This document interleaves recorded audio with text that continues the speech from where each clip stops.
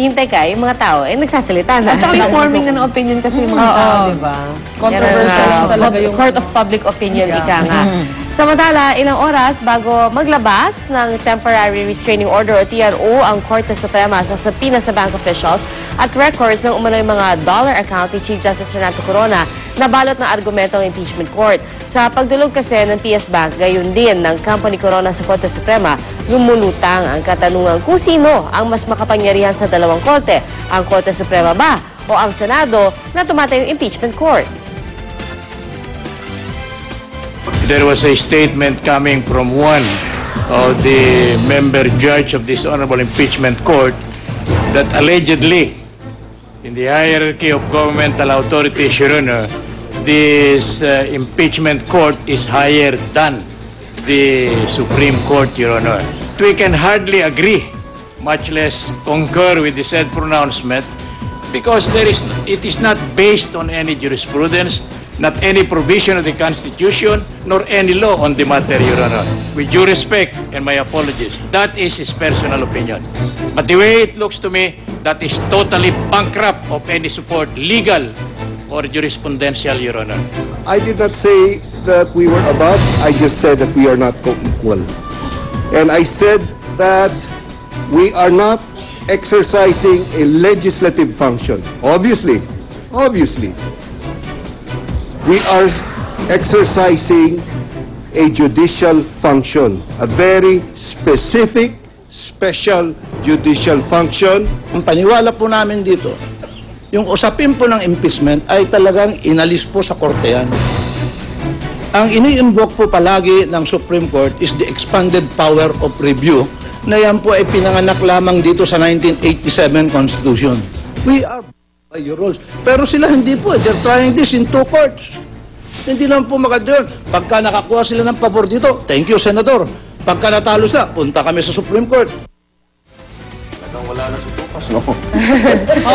Pinatahimik na si Tupas, si Barinas na tayo na tayo. Sana sumatayo. Pero dahil po sa ibinabang TRO ng Supreme Court laban sa pagbusisi sa dollar accounts daw ng punong maestrado, iniutos ni Senate President o Senate Presiding Officer Juan Ponce Enrile sa mga kapwa senador, depensa at prosekusyon na huwag na munang tatalakay ng issue ng foreign currency accounts ni Corona. Gayunman, tuloy ang pagtatanong ng ilang senator judge sa presidente ng PS Bank na si Pascual Garcia III kaugnay sa peso accounts ni Corona. Ang sabi ni Garcia, siya raw mismo ang nagsabi sa manager ng PS Bank Katipunan Branch na si Annabel Kyongson na huwag nang dumalo. Inusisa naman ni Senator Jingo Estrada kung paano naipuslit daw ang umano'y bank records ni Corona na ibinigay raw sa prosekusyon ng tinaguriang short lady. Gayong si Garcia na rin mismo ang nagsabi na tangi ang mga opisyal lang ng bangko ang may access sa mga dokumentong ito.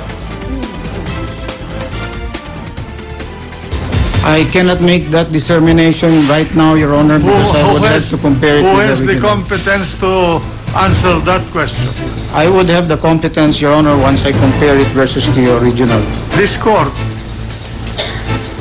is in possession of an information regarding this leakage. And in fact, the Bangko Sentral ng Pilipinas is now conducting an investigation regarding this leakage. We also do conduct reviews, etc.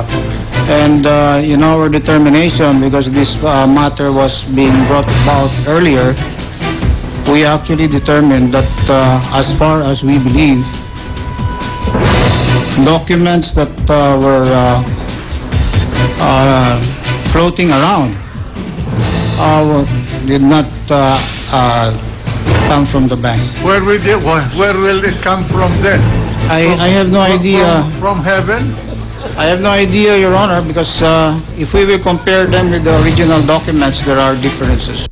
Samantala, mag-alas 5 na ng hapon, nakaupo sa witness stand ang siyam na buwan ng buntis ng manager ng BPI Ayala Avenue Branch na si Leonora Dizon.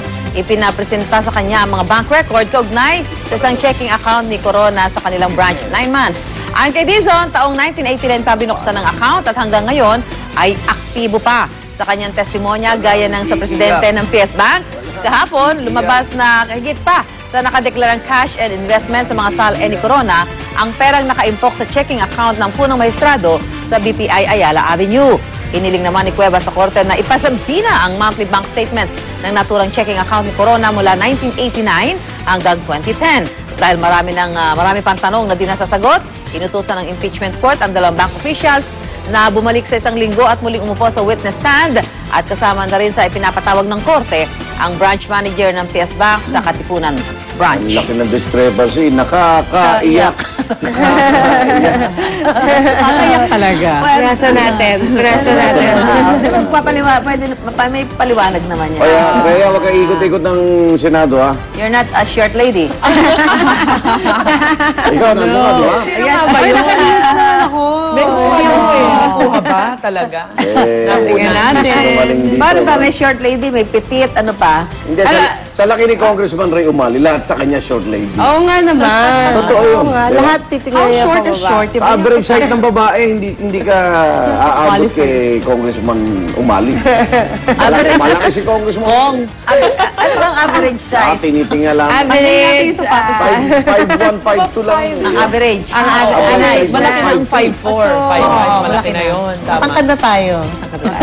Higante tayo. Higante. At sa ibang balita, mananatili pa rin si dating Pangulong Gloria Arroyo sa Veterans Memorial Medical Center matapos hindi pagbigyan ng korte ang hiling ng COMELEC na ilipat na siya sa regular na kulungan. Pinabura ni Judge Jesus Mupas ang pananatili sa VMMC ni Arroyo. Ayon kasi sa mga doktor ng VMMC, kailangan para magpagaling ng dating Pangulo dahil pabalik-balik daw ang pananakit sa kanyang likod. Inutusan din ni Mupas ang mga doktor sa VMMC na magsumite ng monthly report sa kondisyon ni Congresswoman Arroyo simula sa Marso 10, pati na ng buwan ng gastusin ng VMMC sa pananatili niya sa ospital. Lubos na kinatuwa ng kampo ng dating Pangulo ang desisyon ng korte. Ayon sa kanyang abogadong si Ferdinand Topacio, sa huli raw niyang pagbisita sa dating Pangulo noong nakaraang linggo, nanghihina raw ito at walang ganang kumain.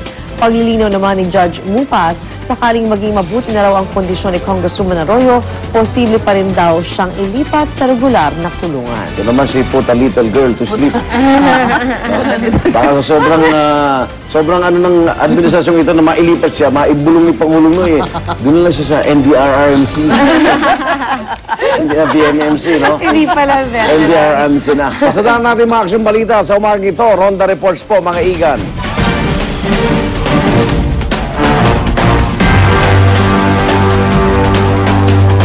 Pinagbabaril at napatay ang isang pulis sa Tayuman, Maynila. Yan ang Ronda Report ni Katrina Son. Katrina!